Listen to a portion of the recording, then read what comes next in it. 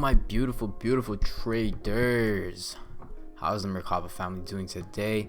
How's the week going so far? Hope it's all going great. We just got done with Tuesday. Right now it's almost 12 a.m. for me. Just about to start Wednesday off with a bang.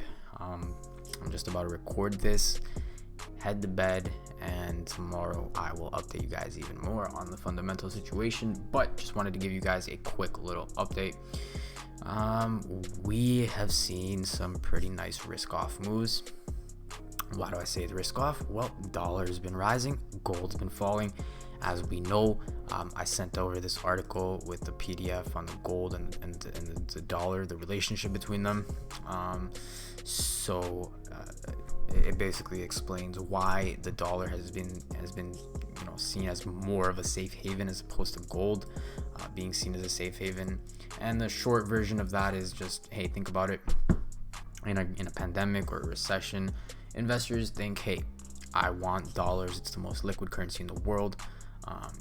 If you ever go to another country, maybe it's Malaysia, maybe it's Tokyo, whatever the case may be. I know Tokyo's not a country, don't quote me on that, it's a city. Anyways, you go to these countries, you show them the almighty US dollar bill, their eyes are gonna light up, they're gonna take it for whatever, right? They're not even gonna think twice about, oh, I don't accept American bills. They're gonna take it.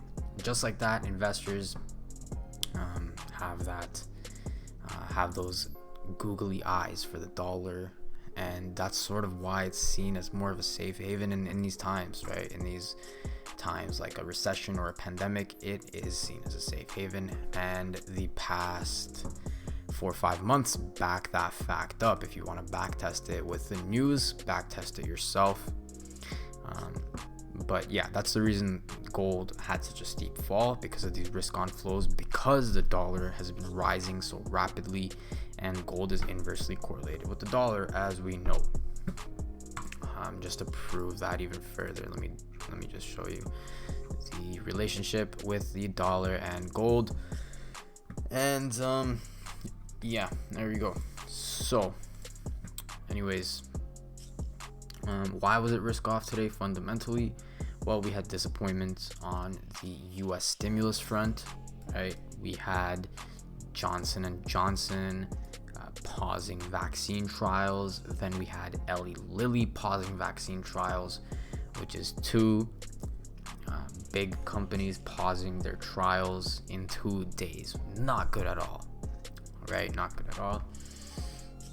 Now, along with these reasons, along with the rising COVID-19 cases, all of these are very, very good reasons for us to assume it would be risk off. In my eyes, in my view, I am taking this quote unquote risk off as a pullback. If you look at the pound, it's also fallen. There's been quite some pressure on the pound as well. Personally, I'm just looking at it as a better price to buy,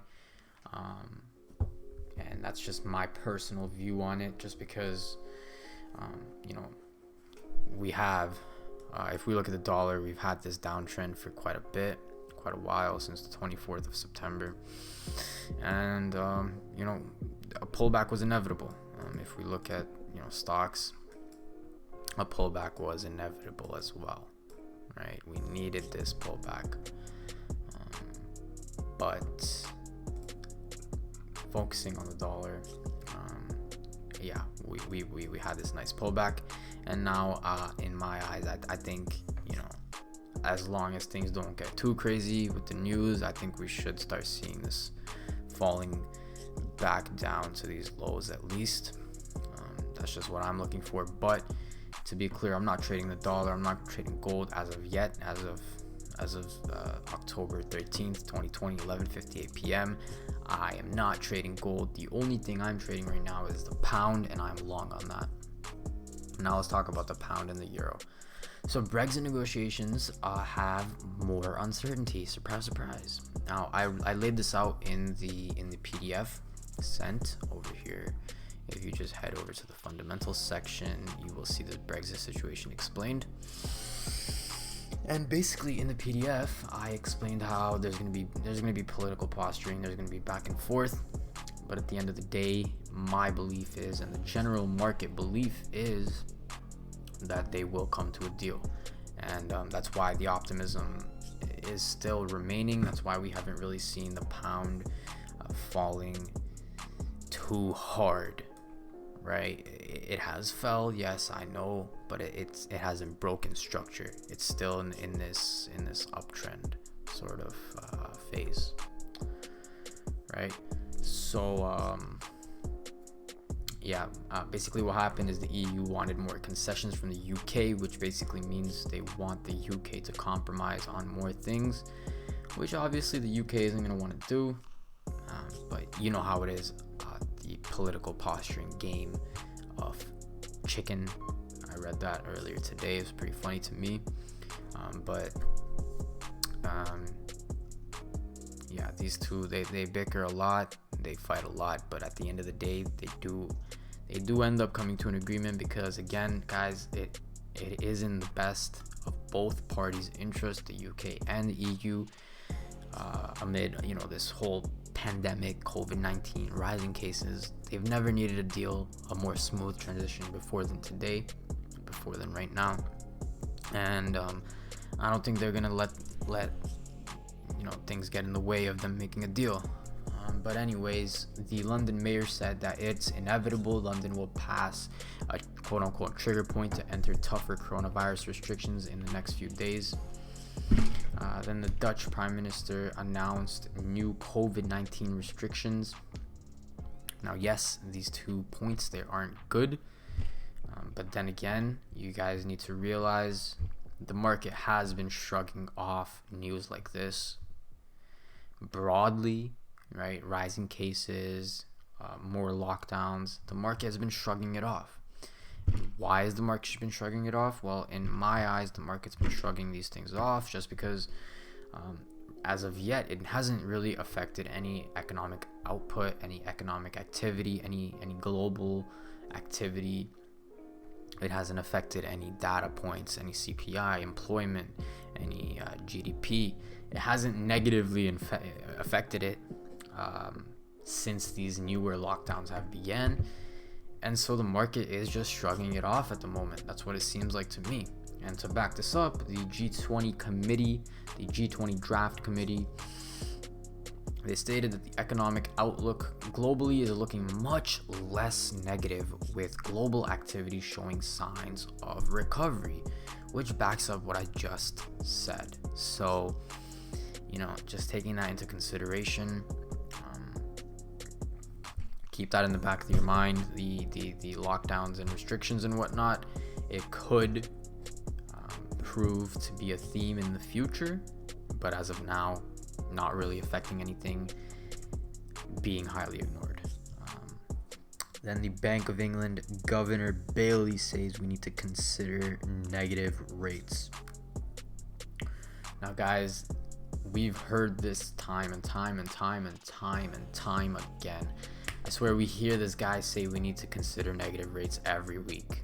That's what it feels like, right? It feels like this guy says something about negative rates literally every week.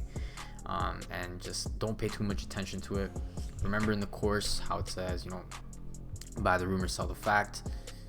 When something is priced in, investors start getting tired of it. Now, if you're tired of hearing it, that definitely means the bigger investors are tired of hearing it.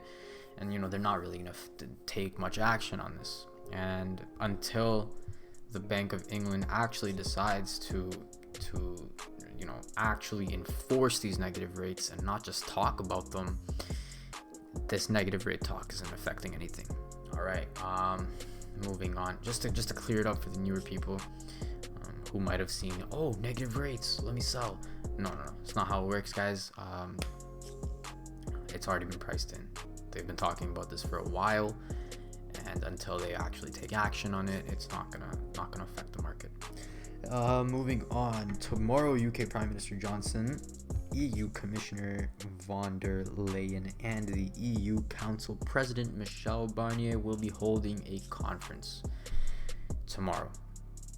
keep an eye out for any comments, of course, about Brexit, about any negotiations, about any progress being made.